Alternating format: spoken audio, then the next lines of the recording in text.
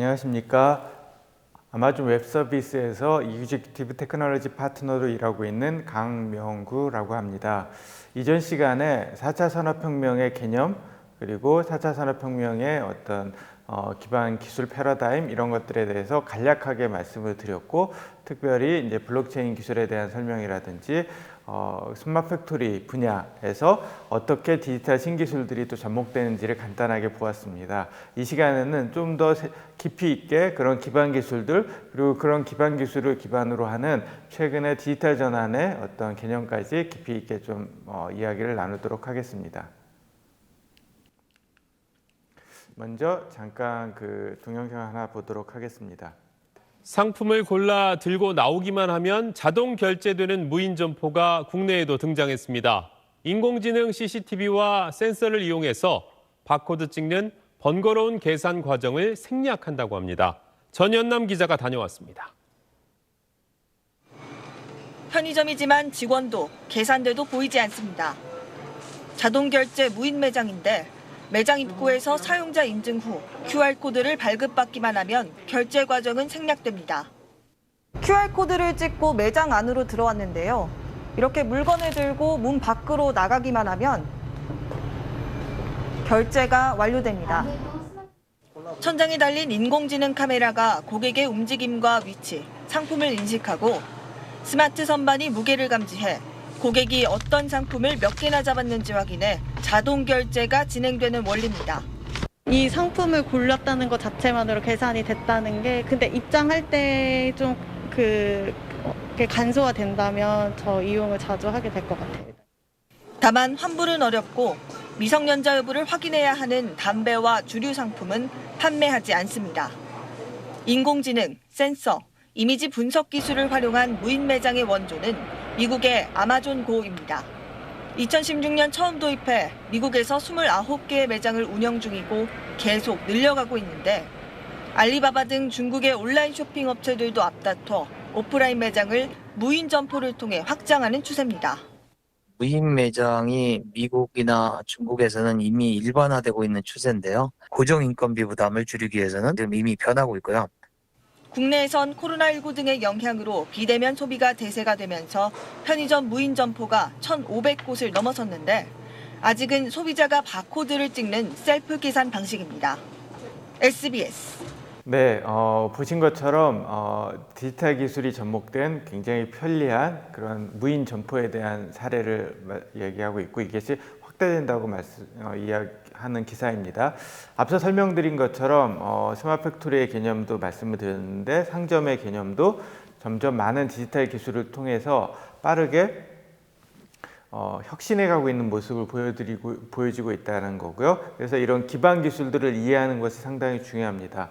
앞서 리포트가 기사에서 나온 것처럼 어떤 가게 안에서 소비자가 물건을 샀는데 그 물건 산 것이 어떤 계산하지 않고서도 바로 결제가 되게 하는 것을 구현하는 것이 눈에 안 보이는 다양한 기술이 묶여서 일어나는 건데요. 그리고 앞서 스마트 팩토리 케이스도 똑같고요. 거기에 사용한 기술들은 다 이와 같이 지금 보여드리는 기술의 그림으로 만들어져 있습니다. 그걸 요약을 하면 이와 같습니다. 우선 여러 가지 정보, 우리가 얘기하는 데이터들이 생성이 됩니다. 그거는 앞선 그 뉴스 기사에서 나온 것처럼 카메라가 읽었다라는 표현이 나오죠. 어쨌든 어떤 사람이 뭘 했다라는 것들을 체크하는 기기들, 혹은 여러 가지 사람의 행동이 기록된 여러 가지 기기의 데이터들이 하드웨어에서 자동으로 생성이 됩니다. 이거는 사람이 일일이 따라다니면서 기록하지 않아도 됩니다. 이것이 핵심입니다. 그럼 이 데이터들은 어떻게 될까요? 가만히 있으면 안 되고 보내져야 됩니다. 그게 IoT, 사물 인터넷 기술 등을 이용해서 데이터가 보내지게 되고요. 보내진 데이터들은 굉장히 많은 양의 데이터들이 기기들로부터 모아지고 보내질 텐데, 그걸 저장하는 공간, 이런 것들이 요즘 이제 화두가 되는 클라우드 컴퓨팅입니다. 눈에 안 보이는 구름과 같은 곳에 거대한 저장할 수 있는 곳이 있는 거고, 그래서 많은 데이터들이 글로 가서 저장하고 처리할 수가 있게 됩니다. 그래서 수많은 데이터들이 보내지고 저장이 되니까 이걸 빅데이터, 데이터가 크니까 빅데이터라고 하는 거고요. 이렇게 데이터들이 막 쌓이면 그런 데이터를 기반으로 학습을 하는 프로그램이 있습니다. 저희는 머신러닝, 기계학습이라고 표현하는데 데이터들이 쭉 쌓인 것을 가지고 학습을 해서 이 데이터가 앞으로 상황이 어떻게 될지 예측해주고 서비스를 제공해 줄 수가 있습니다. 이 인공지능, 소위 말하는 인공지능 프로그램이 돌아가는 거고, 그게 다양한 응용, 스마트 팩토리든 아까 무인 점포든 다양한 점포의 서비스로 돌려지게 됩니다. 결과적으로 하드웨어가 데이터를 생성을 하고 보내진 데이터를 처리를 해서 서비스까지 가는, 그렇게 해야 사람이 관여를 해서 관리하는 업무가 없어지게 되는 거고요. 앞선 리포트나 그 앞 시간에 보여드렸던 스마트 팩토리와 같은 그런 케이스들이 이래 눈에 안 보이는 이런 기술들의 집합으로 이루어졌다, 이렇게 말씀드릴 수 있겠고, 보시는 것처럼 데이터 생성부터 데이터를 전송하는 산물 인터넷, 빅데이터, 클라우드, 인공지능이 다 묶여져 있는 형태로 하나의 패키지처럼 구성이 된다라고 볼 수가 있고, 각각의 쇠사슬로 연결된 것처럼 이게 하나하나가 따로 떨어져 있는 것이 아니라 이 연속적으로 연결돼서 구현이 된다라고 말씀드릴 수 있겠습니다. 이런 인공지능 세상 위에 블록체인과 같이 이렇게 올려진 데이터는 유변조가 안 되는 블록체인상에 존재하게 되면 또 다양한 서비스가 그 위에서 또 가능하게 됩니다. 이처럼 기기에서 데이터 생성부터 서비스까지 쭉 연결되는 이게 4차 산업혁명 시대의 기반 기술이라고 할 수가 있고, 이것이 적용이 돼서 데이터 기반으로 운영되는 세상을 디지털 전환이라고 표현합니다. 이제부터 디지털 전환에 대해서 좀 더 자세하게 살펴보도록 하겠습니다. 사실 디지털 전환이라는 표현 자체가 상당히 모호합니다. 왜냐하면 이전에 아날로그 시대에서 디지털로 바뀐 거냐, 사실 최근에 우리는 이미 디지털 시대에 살고 있기 때문에 디지털 전환이 애매합니다. 그래서 디지털과 관련돼서 세 가지의 용어가 있는데 그걸 좀 설명을 드리면, 첫째는 디지타이제이션, 영어로 디지털화 라는 표현이 있습니다. 이건 2000년대 부근에 일어났던 일이라고 볼 수가 있는데, 이게 말 그대로 아날로그 방식이 디지털화된 것을 얘기합니다. 예전에 TV, 브라운관 TV라든지 카세테이프는 소리라든지 그 화면이 아날로그로 다 구성이 됩니다. 조절을 아날로그식으로 조절을 하는 겁니다. 그게 최근에 이런 LCD TV라든지 MP3는 1010이라는 디지털로 바꿔서 처리를 합니다. 그래서 누가 만들든지 간에 똑같은 화질이 나오는 거고요. 그래서 이런 아날로그에서 디지털로 바뀐 게 2000년 부근에 많이 일어났죠. 이거는 디지타이제이션이라고 표현을 합니다. 이건 디지털 전환이 아니고 디지털화입니다.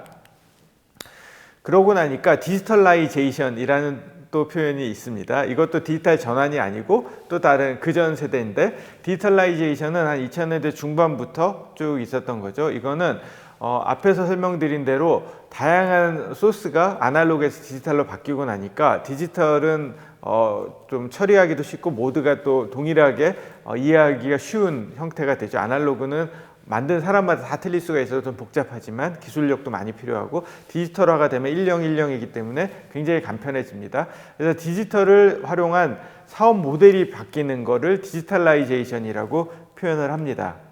예컨대 디지털화가 되기 전에는 이런 음반을 파는 이런 상점 중심이었다면, 디지털화가 다 된 걸 보고 이런 넵스터라든지 아이튠즈라는 이런 서비스들은 그럼 디지털화된 음원을 인터넷을 통해서 전달하면 되겠네 라는 이런 온라인 뮤직 서비스라는 새로운 사업을 만들었죠. 이런 식으로 디지털을 활용해서 사업 모델을 바꾸는 걸 디지털라이제이션이라고 표현합니다. 이것도 디지털 전환은 아닙니다. 최근에 화두가 되는 디지털 전환은 이런 특성을 만족시켜야 됩니다. 단순하게 아날로그를 디지털로 바꾸거나 디지털화된 거를 그냥 활용하는 그런 케이스가 아니라, 여기 있는 표현 정의처럼 데이터, 그러면 데이터 분석, 그리고 기계학습, 앞서 설명드린 데이터를 가지고 학습하는 알고리즘, 소프트웨어를 통해서 미래를 예측하는 그런 류의 어떤 디지털 기술을 활용해서 새로운 통찰력을 창출해야 디지털 전환입니다. 그러니까 굉장히 다른 개념이라고 볼 수가 있겠고요. 그 예가 최근에 앞에서 이제 음원이라고 하면 단순하게 음악을 인터넷으로 보내주는 것뿐 아니라 스포티파이라든지 이런 새로운 서비스는 소비자들이 어떤 음악을 듣는지 데이터를 가지고 분석을 합니다. 이 사람들의 데이터를 계속 봐서 이 사람 학습을 해서 A라는 소비자는 이런 취향의 음악을 좋아한다라고 결정을 해서 추천을 해줍니다. 그래서 이런 류의 서비스를 듣다 보면 계속 내가 좋아하는 음악만 나오죠. 그러니까 이런 것이 결국은 그 사람의 데이터를 이용해서 학습을 통해 가지고 그 사람에 대해서 이해를 하고 서비스를 제공해줘서 더 돈을 벌게 되는 그런 모델입니다. 새로운 혁신하는 모델입니다. 그래서 최근에 얘기가 되는 디지털 전환은 데이터를 이용해서 데이터를 통한 어떤 새로운 창출이 있어야 디지털 전환입니다. 이거 구분을 하셔야 될 것 같고, 그래서 요즘은 많은 회사들이 국가 차원에서 디지털 전환을 해야 된다라고 했을 때 이런 관점으로 얘기한다라고 이해하시면 될 것 같습니다. 예컨대 이런 거죠. 그 가게에 사람이 들어오고 나가고 할 때 이거를 사람이 일일이 체크해가지고 나중에 엑셀로 넣는다거나 이런 것도 엑셀이 아날로그는 아니지만 상당히 사람이 다 해야 되는 일이라고 치면 들어오고 나갈 때 이제 사람이 태그 명찰을 찍게 만드는 것도 있죠. 회사 같은데 들어갈 때 찍게 만드는 거, 이거는 상당히 더 편해진 겁니다. 사람이 입력하지 않더라도 태깅만 하면 바로 그 데이터가 이제 시스템에 들어가서 나중에 누가 왔고 몇 시간인지 아는 거죠. 그렇지만 이 단계까지도 엄밀히 말하면 사람이 찍어야 되니까 안 찍고 들어간다거나 뒷사람 묻어서 들어가면 구분하기 어렵습니다.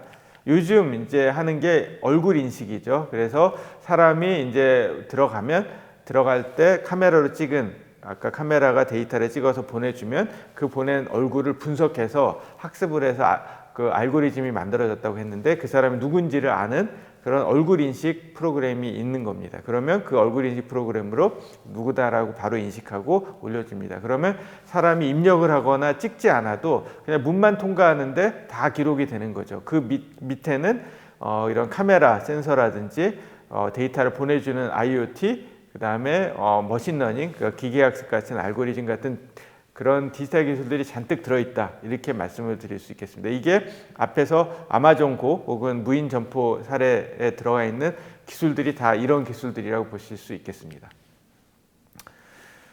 자, 그러면 이제 디지털 전환이라는 거가 상당히 좀 어려운 부분이겠다, 이런 느낌이 드실 겁니다. 굉장히 어려운 기술들의 집합체고요. 그러니까 이거를 구현을 그러면 소상공인 입장에서 어떻게 해야 되는 거냐, 이런 고민들이 있을 거고, 이런 관점에서 최근 클라우드가 그런 어떤 화두가 되고 있습니다. 이것에 대해서 조금 더 설명을 드리도록 하겠습니다. 말씀드린 대로 데이터가 이제 중요해졌습니다. 이거는 현재 마켓, 주식시장에서 가치를 보는데 2008년만 해도 다양한 업체들이 다 그 시장 가치를 높은 업체들이 석유회사라든지 전기회사 다양한 여러 가지 회사들이 있었는데, 지금 최근의 거를 보시면 다 빅테크 기업이라고 소위 말하는데 대부분 다 데이터 중심, 데이터를 기반으로 처리할 수 있고 데이터를 손에 쥐고 있는 그런 업체들이 대부분이라고 볼 수가 있습니다. 이런 어떤 대기업들인 거죠. 이런 대기업들이 굉장히 많은 예산을 이제 디지털 전환에 투자들을 또 하고 있습니다. 수많은 돈들이 들어가고 있어요. 37% 디지털 전환 가지러 가고 2조 달러가 디지털 전환에 이미 소요가 되고 있고 이런 예들이 있습니다. 어마어마한 금액이 소요가 되고 있고요. 이미 근데 이런 큰 기업들도 상당히 실패를 하고 있어요. 이렇게 데이터 기반으로 혁신하는 게 앞에서 보여드린 뉴스 기사나 이런 것처럼 엄청난 서비스를 만드는데 굉장히 좀 어려움을 겪고 있습니다. 이런 실패를 많이 하는데, 그 이유가 일단 이런 거를 그냥 자체적인 투자로 이런 기술을 일일이 다 만들려고 하면 굉장히 어렵습니다.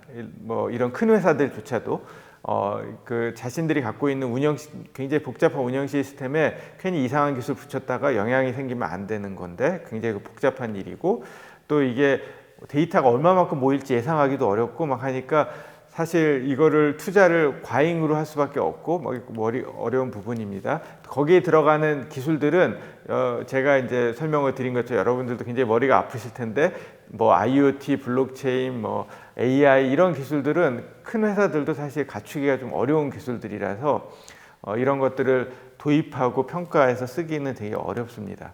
그래서 보통 이런 디지털 전환 과제들을 하기가 보통 1년 이상씩 걸리고, 그래서 많은 회사들이 디지털 전환을 통해 가지고 굉장히 혁신하고 바뀌어야지 하고 방향은 잡지만 실질적으로 자체적인 투자를 통해서 하기는 매우 어려운 상황이다.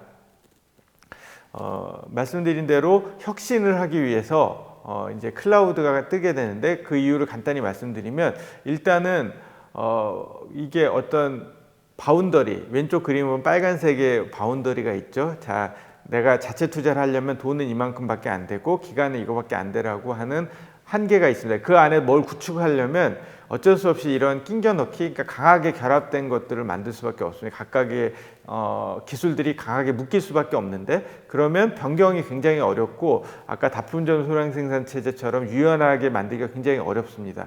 혁신은 쉽게 말하면 오른쪽 그림처럼 이런 제약이 없이 자유롭게 뭘 만들 수 있는 환경이 돼야지 그럼 변화도 빠르게 되고 혁신도 빠르게 됩니다. 그래서 자체 투자하는 왼쪽 방식은 그런 한계 때문에 좀 어려운 부분이고, 제약 없는 어떤 자원들이 제공이 좀 돼야 됩니다. 그리고 기술도 개발을 해야 되는 게 아니라 그냥 있는 기술을 쓸 수 있는 어떤 공간이 있으면 되게 좋습니다. 그게 다양한 디지털 기술들이 너무 복잡하고 어려운데 기술을 개발하려고 하면 하기가 어렵기 때문이고요.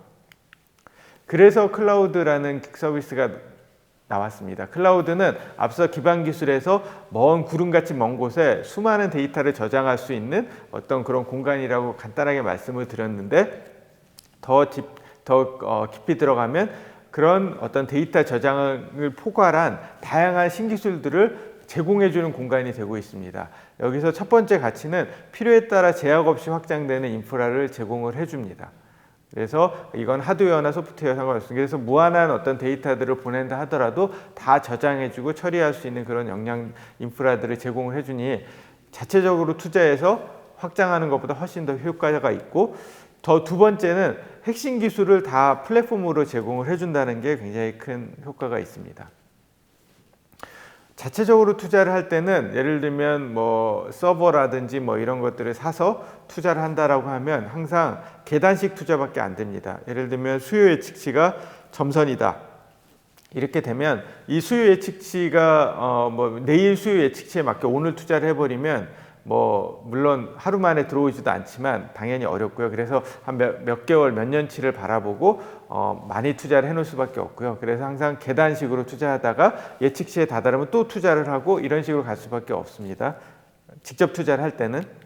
그럴 때는 항상 이렇게 어떻게 보면 손실을 볼 수밖에 없는 건데, 예를 들면 빨간색이 실제 수요라고 하면은 많은 경우는 실제 투자한 게 엄청 많은데 실제 사용량은 적어서 이거는 기회비용이죠. 녹색 라인 화살표처럼 실제로 이걸 다른 데 투자할 수 있었는데 여기다 몰입돼 있다.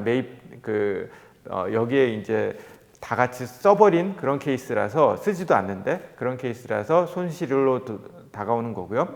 더 문제가 되는 건 갑자기 수요가 늘어나서 실제로 투자한 것보다 캐파가 더 적어지게 되면은 기회 손실이 됩니다. 이때는 서비스가 멈추게 되는 상황이 돼서 최근에 이제 그린카 사태처럼 좀 문제가 될 수가 있습니다.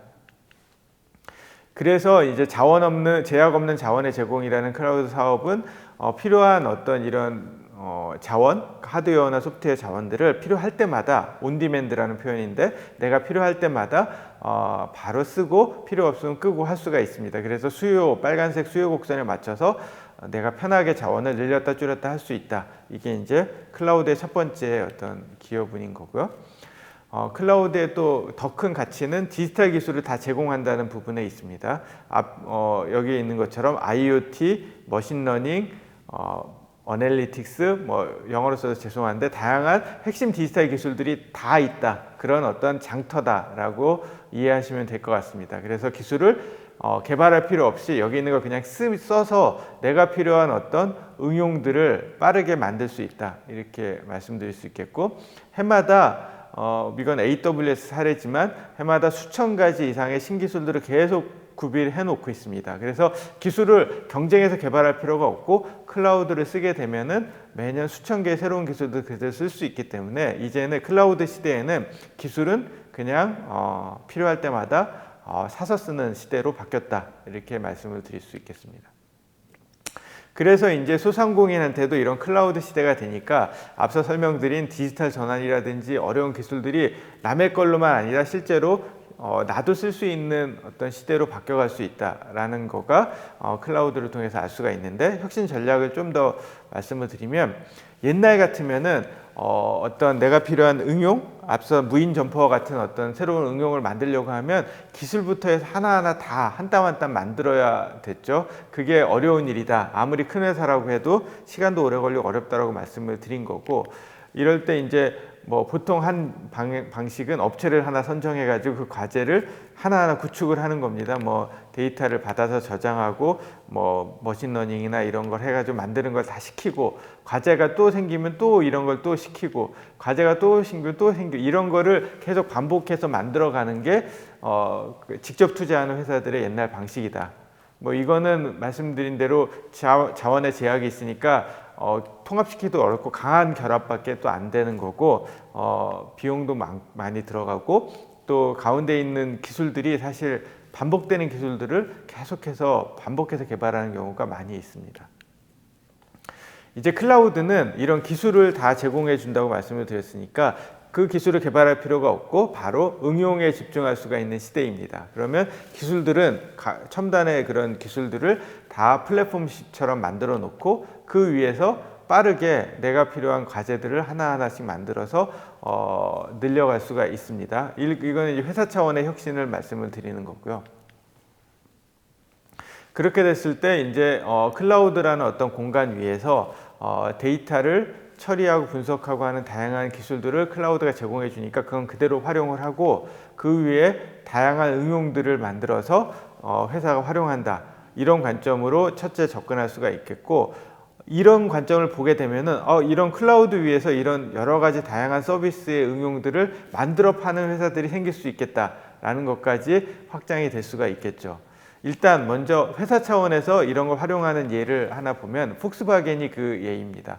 폭스바겐의 경우는 공장이 전 세계에 120개가 넘는 공장을 갖고 있습니다. 굉장히 많은 공장이고, 각각의 공장마다 새로운 어떤 디지털 전환 과제를 하려고 하면 너무나 많은 일들을 해야 되니까 이걸 하기는 좀 어려운 구조입니다. 브랜드도 많아서 각각마다 시스템도 다 다르고 복잡한 구조이고요. 그래서 디지털 프로덕션 플랫폼이라는 플랫폼을 꾸미는데, 그게 이제 클라우드 위에서 만들었습니다. 복잡한 얘기를 단순하게 말하면 그냥 AWS 위에 AWS 기술을 활용해 가지고 기술 플랫폼 앞에 녹색처럼 만든 거고요. 중간에 보면 DPP 서비스라고 노란색이 있는 부분이 각각의 응용들입니다. 그 위에서 빠르게 응용들을 확대를 시켜갔습니다. 그게 이런 예인데, 그 공장 안에서 필요한 다양한 디지털 전환 과제들을 데이터를 기반으로 해서 머신러닝을 통한 다양한 디지털 전환 과제들을 만들어서 그거를 각각의 공장에 빠르게 연결을 시켜준다, 이런 관점입니다. 결국은 이 기술을 직접 개발할 필요 없고 직접 공장에서 개발할 필요도 없고 클라우드 상에서 개발해서 빠르게 연결을 시켰다라고 보시면 될 것 같습니다.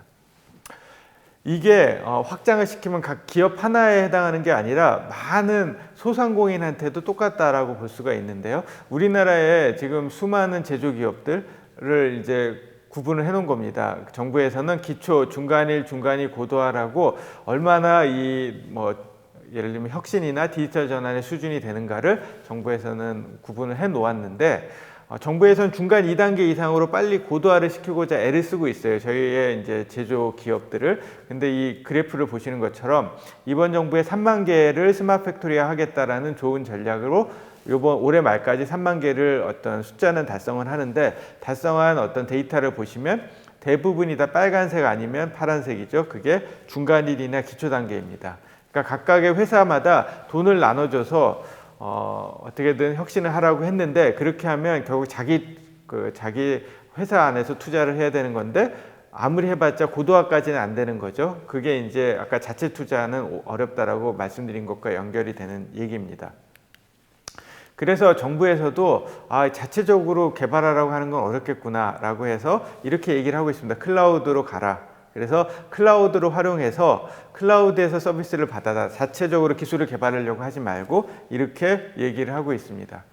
그래서 각각의 이제 어떻게 보면 소상공인들은 정보를 올려주기만 하고 클라우드 위에서 거기에 있는 다양한 기술들을 활용한 다양한 서비스를 제공해주는 업체들이 서비스를 제공을 해주고 그 서비스를 이용해서 제조기업이 혁신을 해라, 이런 관점의 전략을 얘기해주고 있습니다.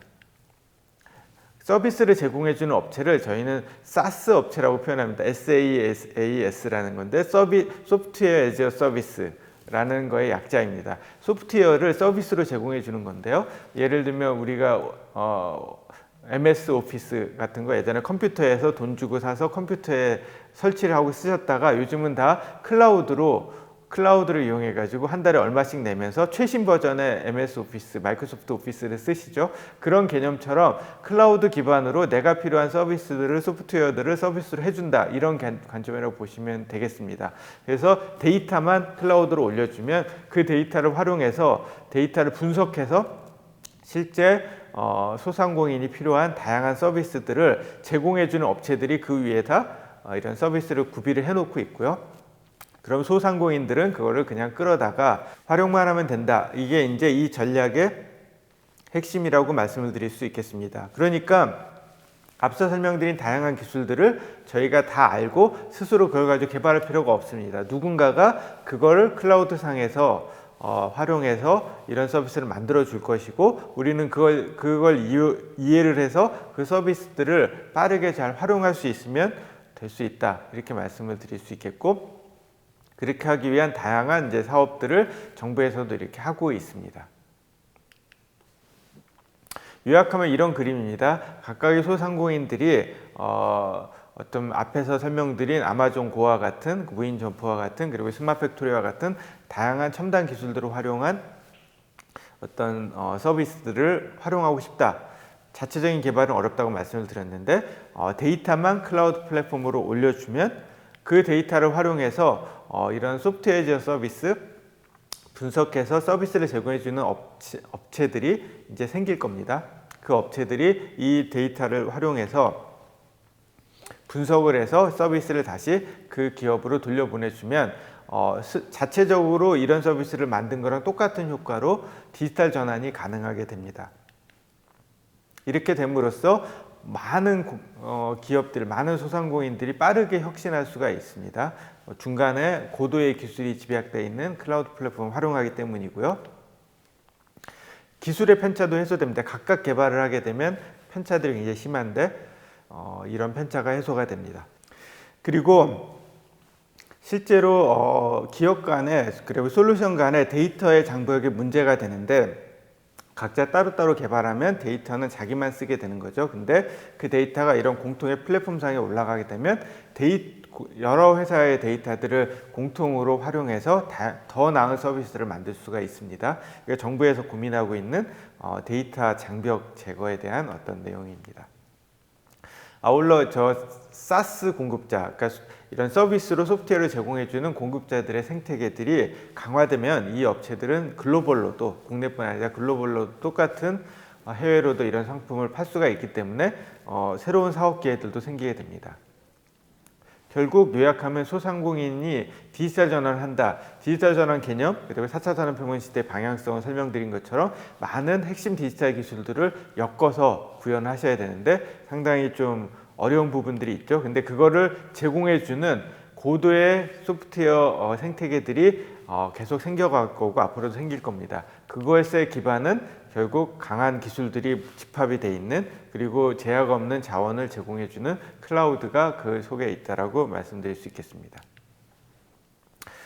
네, 요약을 해보도록 하겠습니다. 그동안 저희가 이제 디지털 전환의 개념에 대해 설명을 드렸습니다. 디지털 전환이라는 것은 데이터를 활용한 어떤 기계 학습이나 이런 걸 통해서 새로운 혁신을 하게 된다. 그거는 이제 사람이 관리하는 것보다 훨씬 다품종 소량 생산도 가능해지고 또 관리도 훨씬 편해지는 그런 어떤 방향성을 지향한다라고 말씀드렸고 예들도 몇 가지 보여드렸습니다. 이걸 통해서 사업의 혁신이 가능해지게 되는데 이것을 쓰기 위한 어떤 기술들은 데이터를 생성하는 센서부터 데이터를 보내주고 저장하고 분석하는 것까지 너무나 복잡한 기술들이 들어가기 때문에 독자적인 구축은 상당히 어려운 부분은 맞습니다. 대기업도 좀 쉽지 않은 부분이고요.